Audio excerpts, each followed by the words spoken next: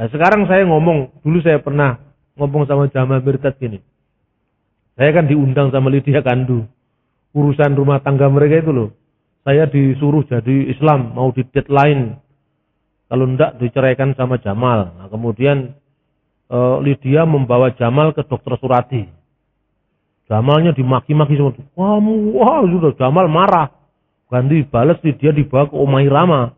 Umairama memaki-maki yang namanya Lydia Kandu. Kamu istri yang tidak taat pada suami gitu. Akhirnya gegeran semua. Terus ketemu saya ceritanya. Tapi Jamalnya tidak mantap sama saya. Dia bilang, loh itu kan Kristen juga. Otomatis nanti mesti jelek-jelekin Islam. Mesti kamu ngepro sama saya. Ngepro sama kamu, bukan ngepro sama saya. Nah saya gelagat yang gitu sudah tahu persis. Saya bilang gini, kalau Anda konseling ke saya, itu pasti tidak fair. Saya berusaha fair, mungkin juga tidak bisa fair. Karena apa? Karena saya Kristen. Nah saya anjurkan gimana kalau Anda konseling ke Nur Kholis Majid, ke Cak Nur. Oh iya Pak, itu bagus-bagus. Wah senang sekali kan? Surprise, wah ini orang Kristen minta saya konseling ke Nur Kholis Majid. Gitu. Nah, Cak Nur itu punya rahasia yang saya ketahui kan gitu kan. Ini harus terus dimainkan itu. Suatu saat Cak Nur kan selalu ke depan kan mengatakan wah dia ini orang yang terbuka, yang sangat inklusif, sangat gini. Tapi yang namanya memualafkan orang barat dia jalan terus. Ya benar itu lah waktu dia memualafkan salah seorang barat yang mau kawin dengan artis. Dia lupa janjian sama saya. Nah, suatu saat saya datang ke ruang kerjanya dia.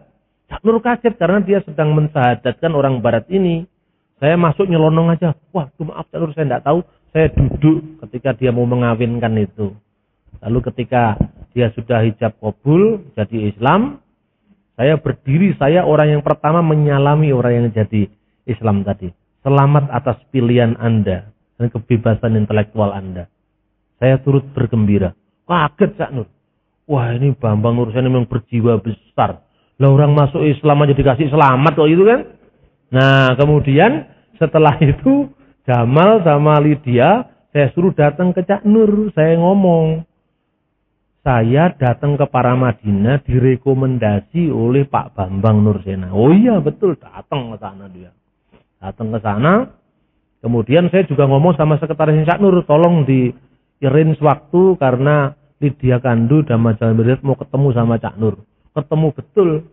Apa yang dikatakan Cak Nur? Pertama kali Cak Nur dapat salam dari Pak Bambang Nursena. Oh Pak Bambang, Ortodoks Syria. Iya betul ya, salam saya kembali. Dia sering ceramah di sini. Nah, setelah ngomong-ngomong itu apa problemnya? Waduh ini saling bercerita. Kemudian Cak Nur bilang gini, Lydia, saya mau tanya sama kamu.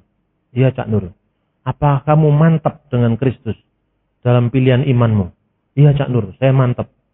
Nah kalau gitu Jamal, jangan kamu Islamkan dia, tetap di Kristen dan kamu tetap di Islam. Wah ini kan bagus. Itu sasaran, bukan sasaran utama, sasaran antara gitu loh. Jadi mestinya Angelina Sondakh itu seperti itu. Tidak usah harus dimualafkan sekalipun dipanggil SBY. Itu kan dipanggil SBY, lu presiden kok ikut-ikut memualafkan orang. Sebagai seorang negarawan kan mestinya ditanya, kamu mantap dengan Kristenmu Angelina Sondakh? Iya Bapak Presiden, mestinya kan gitu. Kamu Haji Mas Said, saya Islam, ya sudah. Kawin aja secara Islam. Secara apa itu lintas agama di Paramadina toh bisa dikawinkan itu. Mestinya gitu. Kalau dia mau jadi tokoh politik yang hebat loh. Tapi dasar memang ya ayam sayur. Bagaimana? Ya seperti itu mentalitas kita ini nggak punya keberanian. Nah terus kemudian saya ceritakan. Tuh soal salib ini tadi. Lalu menurut Pak Bambang bagaimana salib itu gini sekarang? Sementara ini mari kita buang bersama-sama yang kita sebut kitab suci ini. Saya membuang Alkitab, Anda membuang Quran, berani gak? Maksudnya dibuang bagaimana? Jangan dibaca. Karena ini wahyu bagi Anda, bukan wahyu bagi saya. Ini wahyu bagi saya, bukan wahyu bagi Anda, kan begitu kan? Ya wahyu tapi sudah direvisi lah, ya itu kan soal persepsi. Nah sekarang kamu baca buku sejarah. Abad pertama ahli sejarah Flavius Josephus, Tacitus, kemudian filosof dari Syria, kamu baca semua. Loh kalau Quran, loh itu kan bagi sing percaya, sing ora percaya kan dudu wahyu. Loh terus gimana menurut sejarah? Menurut sejarah memang Yesus itu mati. Nggak usah maca Quran, Yesus itu mati. Nggak usah maca Alkitab, Yesus itu mati. Ini fakta sejarah. Masuk Tuhan kok sewenang-wenang dengan sejarah? Lah Gusti Allah kok sewenang-wenang? Wih tak hapusi sih selama 7 abad. Belum tak buka setelah 7 abad, tak buka loh. Gusti Allah ngapusi 7 abad loh. Bahwa Yesus itu tidak pernah disalibkan tapi disamarkan bagi dia, masa begitu? Oh saya kira itu bukan versi Al-Quran. Nah saya ngomong ketika saya bicara dengan Omarudin Hidayat, saya ngomong seperti ini. Bagaimana pandangan Mas Bambang tentang masalah ini? Kalau bagi saya, deskripsi tentang Quran itu bukan sejarah. Lah apa? Itu buku teologi, buku tentang keyakinan. Nah keyakinan itu tidak bisa terlepas dari bentukan warisan historis. Lalu dia penasaran terus, dia tanya, lalu apa menurut Anda setting sejarah apa yang menyebabkan ayatnya berbunyi demikian? Kalau menurut saya loh, tapi ini saya tentu Mas Komar punya pendapat lain kan, kita boleh pendapat enggak, beda pendapat kan enggak apa-apa, dunia akademisi ya. Pada abad-abad menjelang lahirnya Islam, itu di Arab Selatan, itu kebanjiran dengan kelompok-kelompok Gnostik dan Docetisme. Docetisme orang Gnostik itu apa sih pandangannya? Di dalam 1 Yohanes pasal 4 ayat 2. Ciri-ciri dari ayat 1 mengatakan, hendaklah engkau siap untuk bisa membedakan tiap-tiap roh. Apakah roh itu berasal dari Allah atau dari roh antikristus atau roh dajjal itu kan. Setiap roh yang asalnya dari Allah adalah mengaku bahwa Yesus telah datang. Setiap roh yang tidak berasal dari Allah tidak mengaku Yesus telah datang sebagai manusia. Apa artinya ini? Kok di situ dikatakan setiap roh yang asalnya datang dari Allah mengakui bahwa Yesus telah datang sebagai manusia. Coba direnungkan. Artinya apa? Pada saat itu ada aliran sesat di kalangan Kristen yang menyangkal kemanusiaan Yesus. Itulah ajaran Gnostik. Gnostik itu dari kata gnosis. Gnosis itu ilmu rahasia. Yesus itu manusia semu katanya kaum Gnostik itu. Kenapa? Karena waktu itu akibat gereja menghadapi serbuan hebat pengaruh Helenisme. Nah orang Helenis itu, orang Yunani itu berpikir waktu itu bahwa Allah itu berada di dunia ide yang tidak real.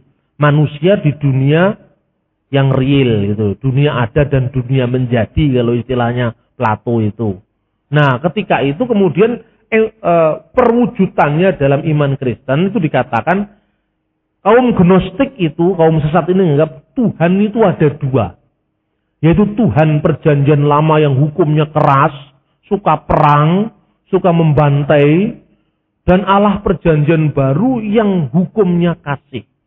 Allah perjanjian lama inilah yang menciptakan dunia dan seisinya yang kotor ini, termasuk menciptakan tubuh kita. Nah, Allah perjanjian baru yang menciptakan roh kita, ini pandangan dualisme. Nah, supaya menang melawan Allah perjanjian lama itu, Allah perjanjian baru datang menyamar jadi manusia. Tujuannya apa? Manusia itu nggak perlu ada kan, ini daging ini kotor. Dia menyamar untuk ngapusi Allah perjanjian lama tadi. Ditipunya Allah perjanjian lama itu, ternyata setelah jadi daging, dia membebaskan manusia dari kedagingannya gitu loh. Itulah misi Yesus menurut kaum Gnostik. Makanya dalam Injil Yudas dikatakan, Yudas cepat serahkanlah tubuh yang kotor ini. Agar apa? Kristus roh besar ini cepat keluar dari tubuh Yesus yang hina ini. Engkaulah bintang penjuru di antara segala bintang-bintang. Cepatlah serahkan saya. Ini setali 3 uang Injil Yudas, Injil Thomas, semuanya itu Injil Gnostik. Dan itu adanya kapan? Setelah zaman rasul-rasul kan. Zaman rasul mereka tidak berani muncul. Saksi hidup masih ada kok. Nah, itulah sebabnya maka di Alkitab roh yang mengaku Yesus telah datang sebagai manusia itu asalnya dari Allah. Roh yang mengaku Yesus manusia semu datangnya bukan dari Allah. Nah gitu loh. Setelah Rasul Yohanes meninggal, abad keempat baru ada buku yang judulnya The Acts of Saint John. Kisah Rasul Yohanes. Di situ dikatakan ketika Yesus disalibkan di Gunung Golgota, itu yang disalibkan bayangan Yesus. Bayangan kok disalibkan, bagaimana sih? Itu menurut kisah Rasul Yohanes itu. Yesus sejati itu berdiri di Bukit Zaitun yang letaknya lebih tinggi dari Bukit Golgota ini. Dia sama John. Bukan John the Apostle, tapi John Travolta. Terus kemudian dia nonton Yesus yang lagi dicambuk, bayangan Yesus tadi. Dicambuk, dimahkotai duri. Lalu Yesus bersabda pada John ini. Karena saya baca terjemahan bahasa Inggrisnya. Di situ dikatakan John. Maka saya plesetkan John Travolta. Lihatlah John, orang-orang itu, maksudnya orang Romawi itu, dia telah merasa memahkotaiku dengan duri. Dia telah merasa mencambuki aku. Dia telah merasa untuk mengadili aku. Dia telah merasa untuk menyiksa aku. Bahkan dia telah merasa untuk memakukan aku di atas kayu salib. Lihatlah, yang tergantung itu bukan aku, tapi bayanganku. Itu kira-kira. Makanya dari kata doketisme itu dari kata dokein, tampaknya.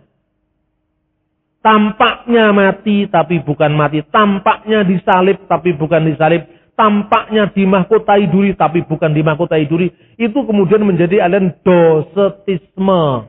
Dari kata dikein. Nah kemudian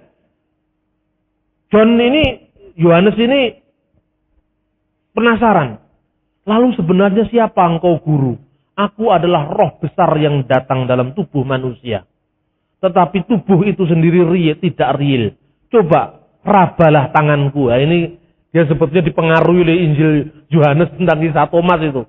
Setelah dia raba di tangan Yesus, tapi bukan bekas paku karena itu sudah disalibkan. Dia melihat seperti kapas yang sangat lembut, tetapi seperti daging juga. Dan ketika ditamatkan jejaknya Yesus, katanya John Travolta, ternyata Yesus itu, guru besar itu, melaku orang ngambah lemah. Lah itu ceritanya. Nah, untuk apa melaku orang ngambah lemah kalau demit itu? Lah itulah yang namanya Injil Gnostik. Lah, mestinya settingnya itu diletakkan di situ loh. Ini hanya sejarahnya begitu. Wah, kalau gitu bisa aja dikembangkan penafsiran baru ya tentang Quran itu. Katanya Komarudin begitu malah. Wah ya silakan, Mas Kumar yang mengembangkan. Saya kasih bahannya, kalau saya jangan. Nanti saya malah dituduh saya ini mencampuri tafsirnya orang gitu loh. Dia kirim buku itu. Komarudin Hidayat sampai sekarang bukunya kok nggak jadi, apa nggak dibaca saya nggak tahu. Buku-buku yang semacam ini justru menurut saya harus diterbitkan. Kenapa kita takut kita Apokrips diterbitkan? Nggak usah takut. Buku itu justru akan, bagi saya, akan membandingkan mutu tulisan yang historis dan mana yang tidak historis, yang legendaris gitu. Nah, kata dokein itu mirip dengan kata subiha, disamarkan. Ini tampaknya samarnya. Kemungkinan setting historisnya ikut aliran gnostik dosetisme ini, tapi dikembangkan penafsiran baru tentang ide rasul dalam Al-Quran dan ide kenabian dalam Al-Quran. Apa idenya? Teologi Islam kemudian membedakan makna rasul dan makna nabi berbeda. Rasul adalah seorang nabi, nabi tidak tentu rasul. Nabi adalah seorang yang menerima wahyu untuk dirinya sendiri, tidak wajib menyampaikan kepada umat. Rasul menerima wahyu tapi wajib menyampaikan kepada umat. Ini kan definisi dari teologi Islam kemudian. Mana ada definisi seperti itu zamannya Quran, zamannya Muhammad sendiri tidak pernah ada. Nah itu. Kemudian lalu timbul kemudian ide nabi itu bersifat maksum, tidak bisa salah. Ini pun juga teologi Islam kemudian. Nyatanya Muhammad beberapa kali ditegur soal perkawinannya. Surat Tahrim itu kan negur karena dia tidak adil terhadap istri-istrinya. La tahrimu, jangan engkau haramkan, kan itu kan. Maka muncul surat Tahrim, surat ke-66. Nah, setting historis ini harus dilihat, jangan dibutakan. Dan ini pun berlaku untuk Alkitab. Bagi kita Alkitab itu dokumen sejarah yang tidak bisa dikecualikan dari sejarah. Nah akan diuji mana yang benar-benar bernilai secara historis. Wong itu dokumen 700 tahun setelah peristiwa kok, masa dipercaya? Sekalipun ya keyakinan adanya wahyu itu keyakinan gitu loh. Nah, dengan demikian maka Quran sendiri tidak bisa dijadikan dasar bagi penyimpulan data sumber sejarah tentang kematian atau tidak matinya Yesus. Kemudian dari pelacakan tafsir-tafsir sebelum tafsir yang baru ini, yaitu misalnya tafsir Tobari, itu ada ungkapan bahwa Yesus memang benar-benar sudah dimatikan, sudah mati, tapi matinya tidak di kayu salib itu. Quran hanya sindrom salib. Dia tidak sulit mengakui fakta sejarah kematian asalkan tidak di kayu salib. Kenapa tidak di kayu salib? Karena menurut surat Al-Maidah ayat 33 dikatakan hukuman setimpal bagi yang menentang Allah dan Rasulnya adalah disalib. Lah itu. Berarti yang disalib itu yang menentang Allah. Lah Isa itu kan Rasulullah. Tidak mungkin menentang Allah. Maka ini terkait dengan ide kenabian yang tidak boleh kalah. Karena baginya kematian itu adalah kekalahan. Tetapi yang belum bisa dijelaskan adalah dalam Al-Quran diakui fakta kematian nabi-nabi di tangan Yahudi. Merekalah yang telah membunuh nabi-nabi. Lah nabi siapa aja yang dibunuh itu? Ini faktanya juga ada dalam Al-Quran. Nah ini. Nah bagi saya Quran itu adalah buku yang harus ditempatkan dalam setting sejarah. Nah itu jadi tentang Quran. Karena itu dalam salah satu riwayat yang dikemukakan oleh Qatadah, Ishaq bin Bishr itu dikatakan Amatullahu, dia telah mematikan salah sa'ayama pada 3 hari dan kemudian bangkit setelah itu. Berarti ada ungkapan bahwa Yesus telah mati 3 hari kemudian dibangkitkan. Tapi ini juga tafsir. Tapi tafsir ini dipengaruhi oleh fakta sejarah yang dikembangkan oleh data dan sejarah abad pertama. Nah yang terakhir dan yang kedua, yang lebih ironis lagi adalah film ini didasarkan atas dokumen yang bernama Injil Barnabas. Nah untuk ini kan saya sudah pernah nulis buku Injil Barnabas. Tapi hanya saya katakan ketika saya nulis buku Injil Barnabas itu saya masih mahasiswa Fakultas Hukum. Usia saya masih 23 tahun. Saya masih berusia 23 tahun dan waktu itu saya juga agak kaget karena begitu saya nulis buku Injil Barnabas itu buku saya langsung jadi bestseller. Biasanya saya naik kereta api langsung naik pesawat waktu itu. Itu kira-kira tahun 90 gitu. Tahun 1990 itu buku saya bestseller itu. Nah, saya mendapatkan data-data itu dari perpustakaannya Seminari Katolik di Kentungan. Tapi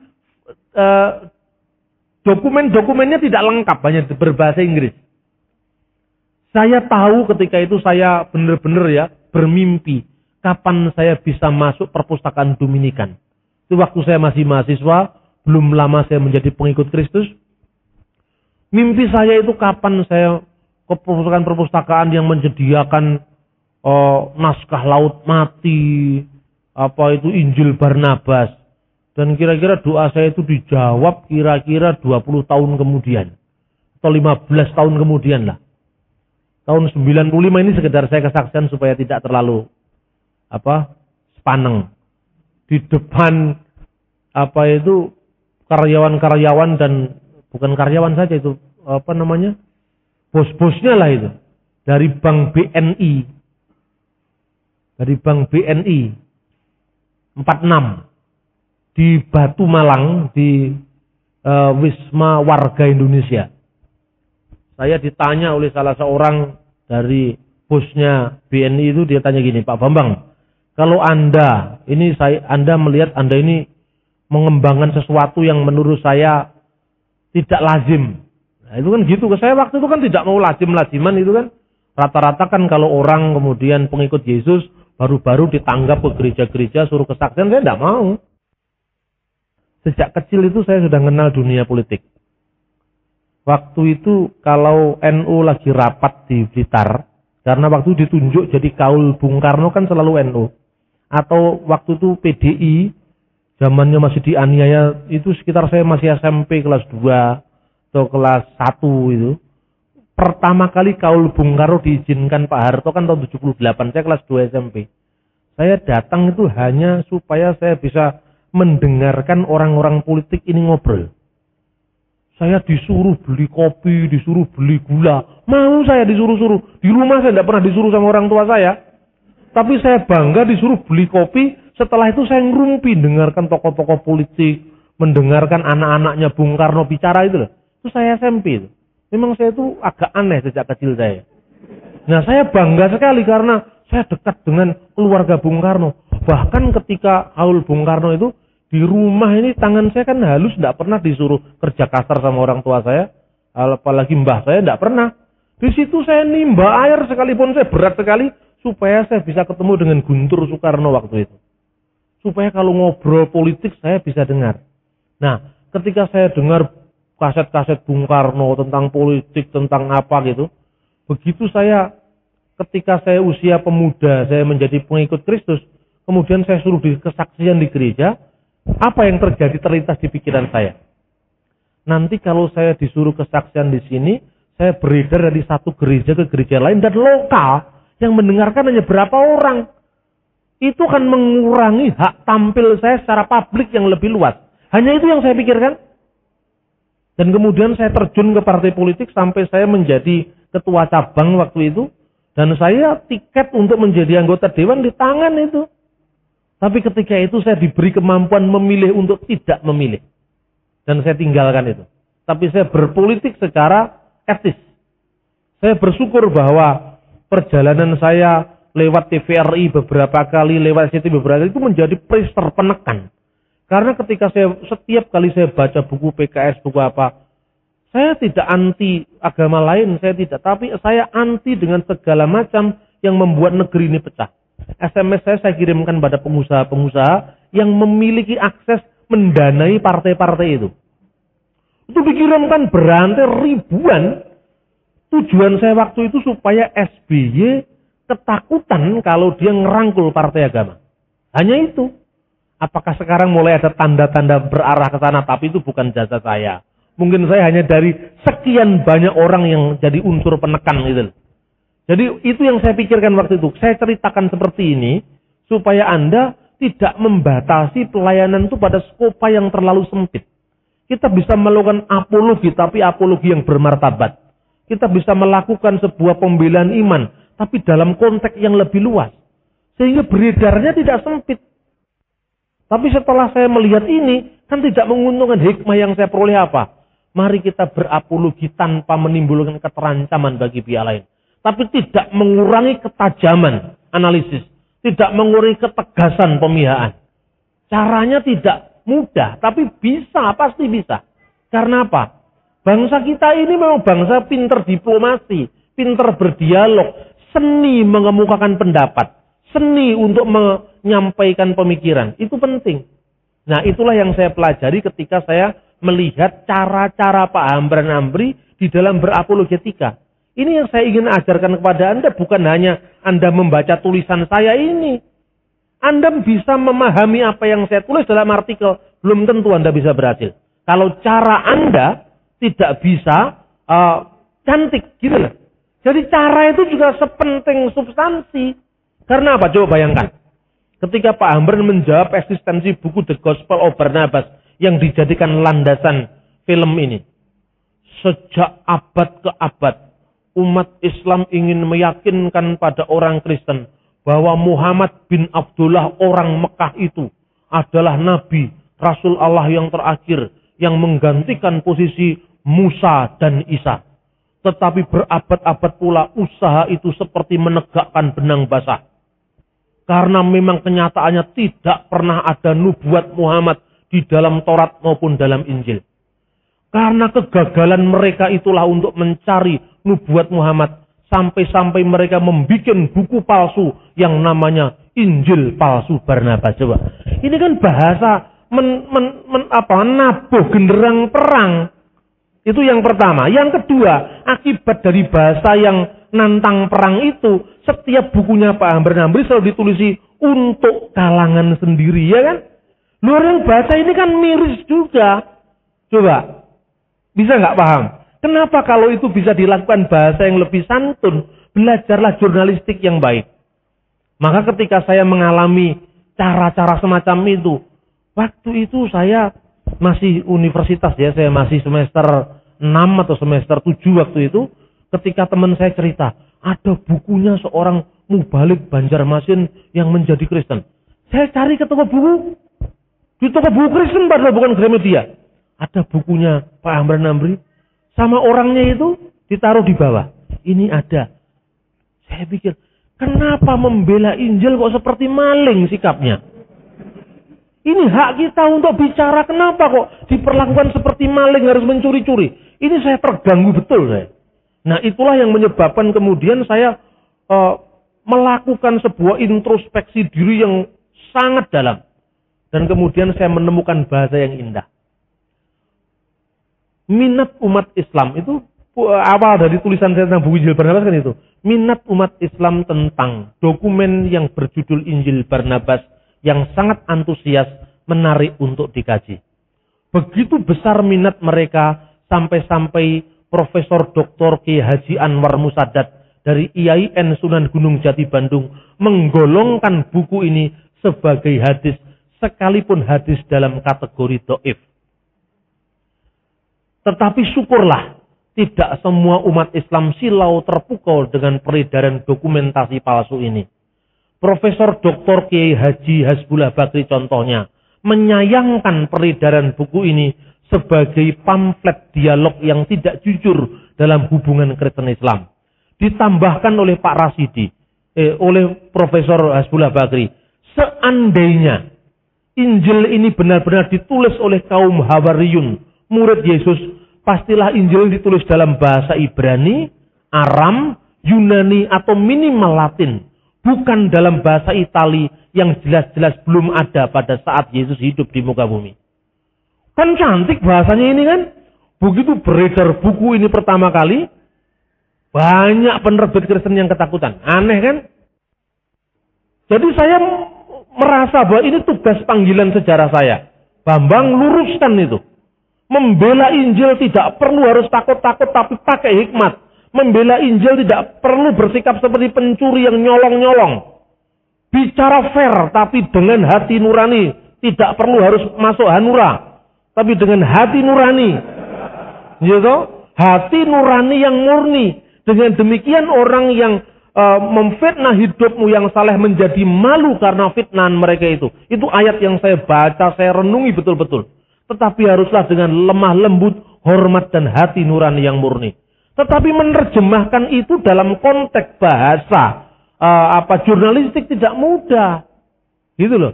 Nah, buku saya test case pertama kali, maka saya sangat mencintai tulisan saya yang pertama, Telaah Kritis Injil Barnabas itu. Karena itu test case pertama kali. Dan waktu itu saya cukup dipengaruhi oleh bahasanya Eka Dharma Putra. Saya ini cukup berhutang budi sama Eka Dharma Putra. Seorang yang jujur itu mengakui kalau dia hutang. Kan banyak intelektual yang tidak jujur. Saya dipengaruhi siapa tidak mau ngaku. Bagi saya sekalipun saya tidak pernah berguru sama Eka Dharma Putra, dia guru saya. Karena saya belajar bahasa yang santun, belajar bahasa yang tajam itu dari beliau. Guru saya yang kedua, sekalipun saya tidak pernah ketemu, adalah JWM Bakar, Rahmat Subagio. Guru saya yang ketiga intensif, Dr. Abednego dari GKI. Nah ini harus diakui, perjalanan pemikiran seseorang itu. Begitu buku ini muncul, jadi bestseller. Dan pertama kali yang membaca buku ini Profesor Dr. Olaf Suman dari Universitas Hamburg di Jerman. Itulah awal perkenalan saya dengan Pak Olaf Suman. Ketika buku saya ini diedarkan di toko buku Muslim Wali Songo di Jakarta, Haji Mas Agung. Buku itu diedarkan dan bestseller karena orang-orang Muslim berpikir itu buku tentang Islam. Tapi 2 hari kemudian kata Olaf Suman, saya tidak menemui buku itu lagi di toko buku Muslim. Dan saya tanya pada penjaga toko itu, tidak pernah ada buku yang Bapak tanyakan katanya. Nah, jadi ini kan sebetulnya bukan jebakan, tapi ini adalah bahasa diplomatis yang bisa orang ngamuk itu tidak bisa dilawan, saudara-saudara. Orang ngamuk itu dihapusi, bukan dilawan. Dihapusi dalam tanda kutip. Orang buta itu kalau buta ngamuk, buta lurak itu, jam 09.00 mati. Tetapi diitik-itik itu mesti mati buta itu. Pelan-pelan. Jadi cara-cara melawan kelompok keras itu harus tidak dengan kemarahan. Tapi kalau saksi Yehova harus dimarahi. Saya kan kasar sama saksi Yehova. Tapi yang seide dengan saksi Yehova, yang menolak Holy Trinity, yang menolak the Cross of Christ, kan juga ikut-ikut termarahi. Tapi kan kemarahan yang tidak mengandung tindak pidana.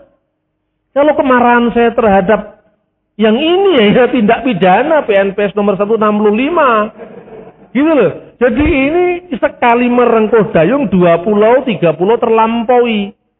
Ini seni apologetika ini tidak pernah diajarin orang. Saya benar-benar mengimani, itu tugas saya. Saya harus lahir, saya harus muncul. Karena itu saya konsisten dengan dunia saya. Saya nulis buku, saya berapologetika, dan saya tidak berpolitik praktis. Itu saya konsisten dengan dunia saya. Nah, itu saudara-saudara. Ketika saya nulis buku namanya Injil Barnabas, saya miskin informasi, bukan hanya miskin informasi, miskin dokumen sejarah, miskin data, dan miskin uang. Betul itu.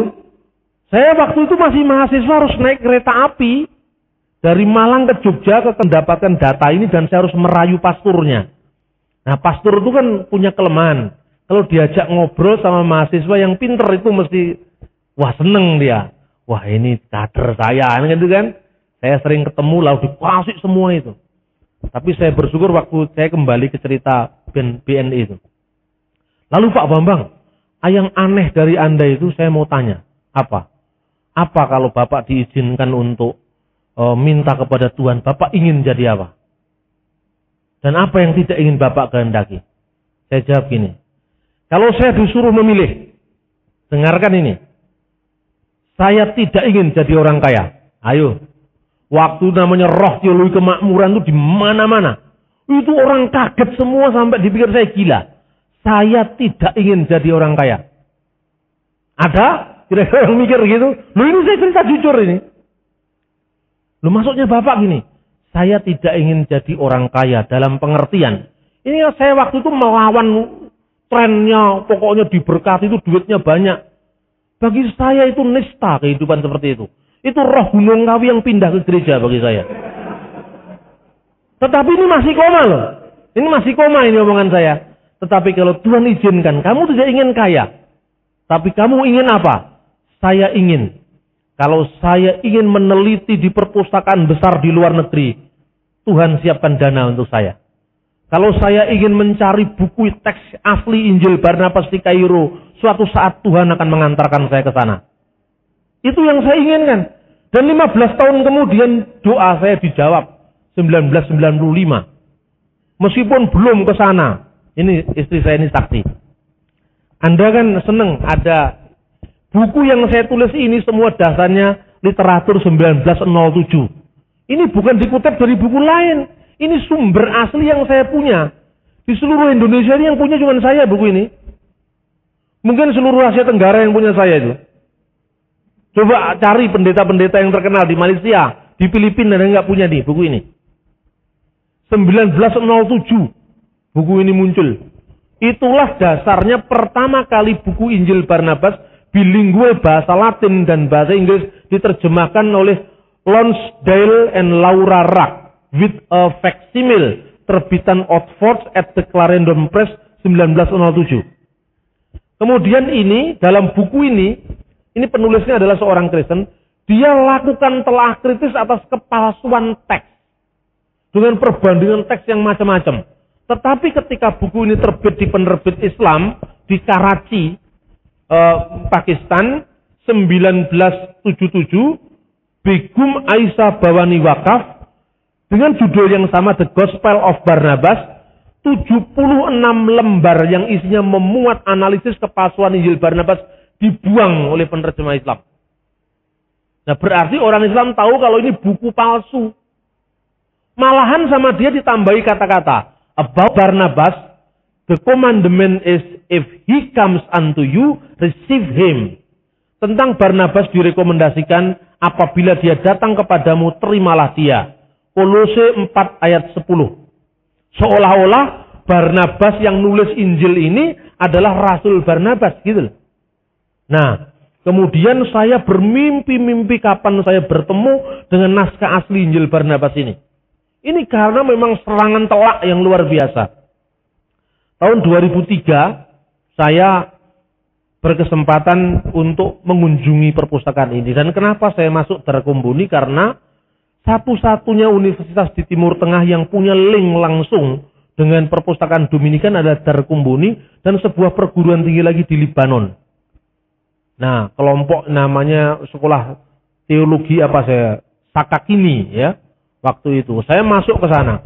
Setiap orang mahasiswa yang punya link dengan Dominikan itu diperbolehkan masuk ke situ. Saya sampai sama istri saya, waktu itu Aken itu belum lahir, membawa nasi, membawa apa, pokoknya supaya saya bisa seharian ada di perpustakaan. Kalau perlu saya di situ terus sampai malam, saya baru pulang. Dan waktu kuliah saya yang paling sering bolos. Karena tidak perlu saya mendengarkan kuliah yang saya sudah tahu kan. 2 tahun kan habis untuk mendengarkan orang. Tapi kalau saya mencari buku sendiri kan pulang nanti buktinya. Begitu film The Messiah muncul, saya sudah ada jawabannya. Nah itu ceritanya. Waktu itu saya datang ke sana, tapi betapa kecewanya saya. Itu direkturnya, dia mengatakan gini, Anda boleh fotokopi, tapi sehari 3 lembar katanya. Lah buku yang namanya Injil Barnabas itu sekitar 600 halaman. Setiap hari cuma boleh 3 lembar. Dan berapa tahun saya menamatkan satu buku. Sulitnya cari data seperti itu, saudara-saudara. Makanya saya itu sangat-sangat kikir dengan buku. Karena saya tidak akan membolehkan buku saya dipinjam. Karena kalau dipinjam dia tidak mencintai buku seperti saya mencintai buku ini. Kehilangan data, habis semua. Mau dicari di mana? Di Indonesia pasti tidak ada buku itu. Nah padahal ketika kita menulis argumentasi dengan menyebutkan teks aslinya begini, siapa yang bisa sangkal ayo? Dengan kata lain, kesimpulannya, tidak bisa fakta sejarah didasarkan atas The Gospel of Gombale Mukio. Itu yang namanya Injil Barnabas. Kenapa disebut The Gospel of Gombale Mukio? Saya tunjukkan. Tadi Profesor Sebelah Bagi saya kutip, tidak mungkin kalau muridnya Yesus menulis dalam bahasa Itali. Tahu nggak bahasa Itali? Kalau Anda nonton iklan coklat, numero uno, itu bahasa Itali itu. Dalam bahasa seperti itulah Injil Barnabas ditulis. Pasal pendahuluan Injil Barnabas itu ditulis dalam bahasa Itali. Vero Evangelio di Isu Chiamalo Cristo, Nuovo Profeta, Almudo, dan seterusnya. Artinya, Injil yang benar dari Yesus yang disebut Kristus, Nabi baru, dan seterusnya. Berarti di sini Yesus diakui sebagai Kristus.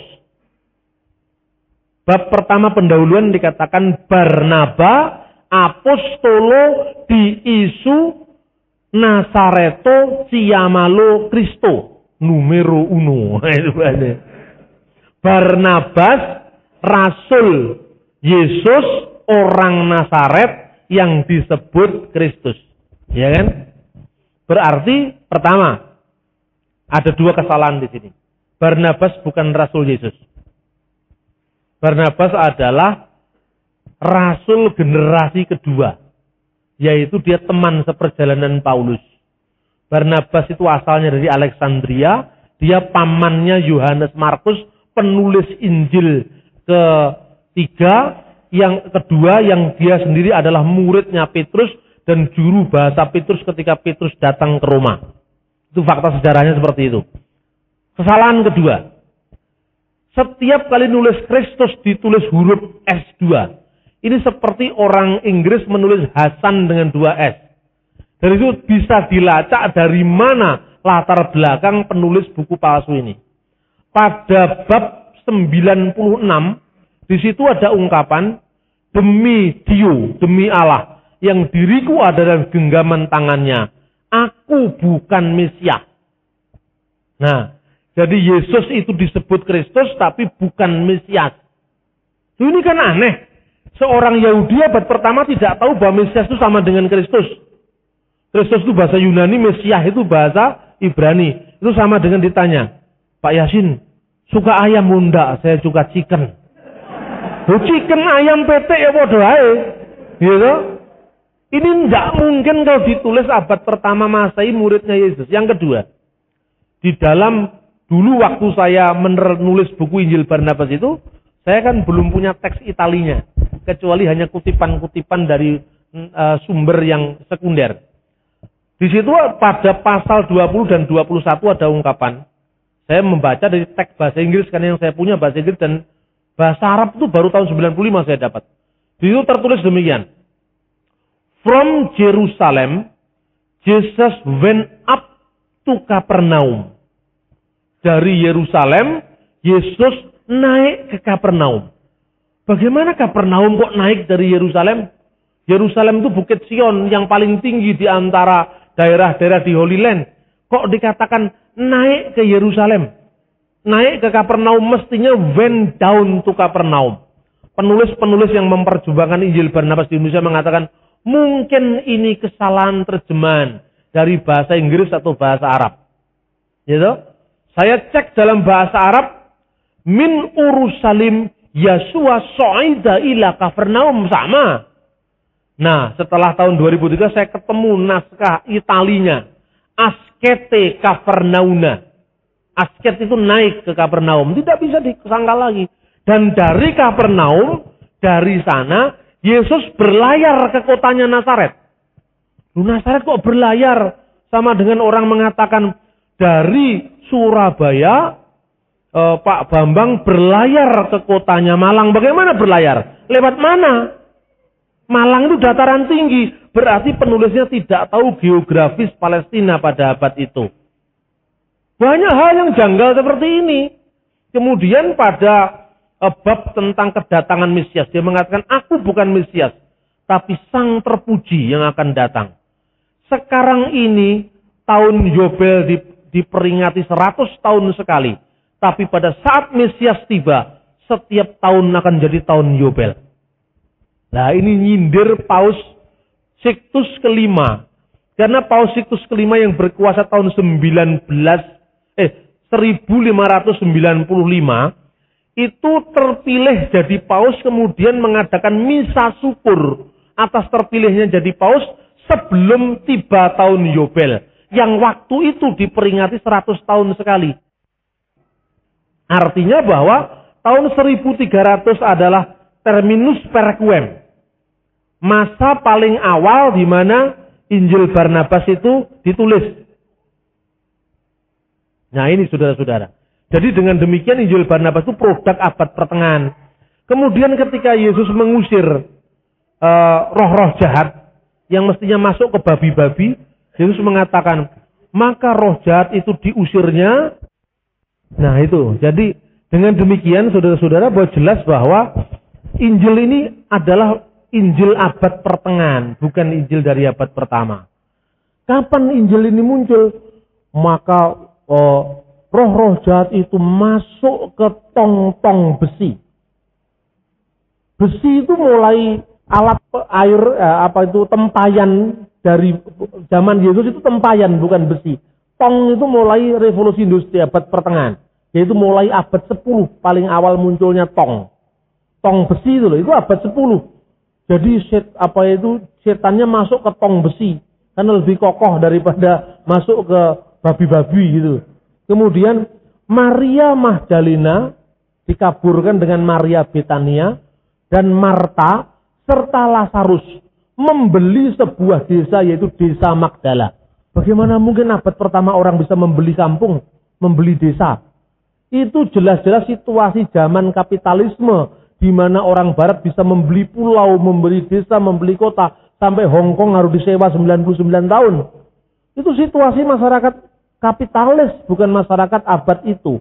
Nah, yang paling akhir bahwa Yesus dalam gambaran itu, Yesus digambarkan dia melakukan ibadah, lalu mengutip ayat, katanya, ingatlah kamu harus hati-hati dengan iblis. Dia seperti singa yang mengaum-ngaum dan mau menerkam siapapun yang akan diincarnya. Ini bukan sabda Yesus, ini adalah kutipan dari surat Petrus. Kenapa kok dikutip dari surat Petrus? Sejak Katekismus Romanum, bersamaan dengan itu terjadi revisi liturgi Basilius di Gereja Katolik. Ayat ini dimasukkan. Ini sebetulnya ayat doa pagi dimasukkan ke dalam liturgi minggu. Dan inilah berarti tahun penentuan kapan penulis ini muncul. Nah, kemudian penulis-penulis Muslim selalu mengkaitkan Injil Barnabas ini dengan penemuan dokumen yang disebut Dekrit Gelasius pertama. Yang mengatakan ada 60 buku apokrif yang dilarang, salah satu daftar yang ke-20 itu namanya The Gospel of Barnabas. Lalu diperbesar, wah inilah ternyata Paus Gelasius pernah melarang peredaran buku yang namanya Injil Barnabas. Ini pula yang ditekankan oleh Nyonya Sofyan Jalil ketika dia ketemu sama saya di rumahnya Pak Edi Saryatmaja. Lalu saya jelaskan, dekrit ini disebut pseudo Gelasius. Karena apa? Karena dekrit ini menunjukkan banyak kesalahan dalam pengutipan data-data saat itu. Terbukti apa? Yang disebut dengan The Gospel of Barnabas sebenarnya adalah Epistle of Barnabas. Dan di buku yang namanya Epistle of Barnabas itu adalah berasal dari abad kedua Masehi. Intinya adalah petuah-petuah dari Barnabas atau tradisi yang dikaitkan dengan Rasul Barnabas agar orang Kristen tidak kembali kepada hukum Yahudi. Nah, dalam buku itu dikatakan ketika anak Allah menyatakan diri, tidak cocok. Buku ini mengakui keilahian Isa, mengakui penyalipan Isa, persis sama dengan dokumen gereja. Sekalipun dia bukan kitab suci, tetapi dokumen bapak-bapak gereja yang secara salah dimasukkan oleh Paus ke dalam daftar buku apokrif. Kitab Barnabas itu bukan kitab Epistle of Barnabas itu bukan kitab apokrif, tapi kitab patristik, kitab bapak-bapak gereja. Maka karena banyak ketidakakuratan Paus Gelasius, maka disebut pseudo Gelasius, Gelasius gadungan, Gelasius yang tidak asli. Nah, ini yang sering dikatakan, bahkan terakhir seorang penulis Islam mengkaitkan dengan Irenaeus yang katanya menemukan perlawanan terhadap Paulus dengan menggunakan Injil Barnabas. Ini omong kosong besar. Irenaeus dalam keempat kitabnya dan seluruh buku-buku Irenaeus membela ajaran Kristen karena Irenaeus adalah muridnya Polikarpus, Polikarpus muridnya Yohanes, tidak pernah bertentangan dengan Paulus. Nah, ini harus dijawab sesuai dengan apa yang ada dalam fakta sejarah. Dan sudah saya katakan, saya rangkum sejarah abad pertama, dokumen patristik yang menunjukkan pemakaian Injil Barnabas sebagai dasar untuk menentukan historisitas salib sama sekali tidak sesuai dengan fakta sejarah. Oke teman-teman, dukung terus channel saya biar saya semangat juga untuk membuat video kreatif dan memberkati.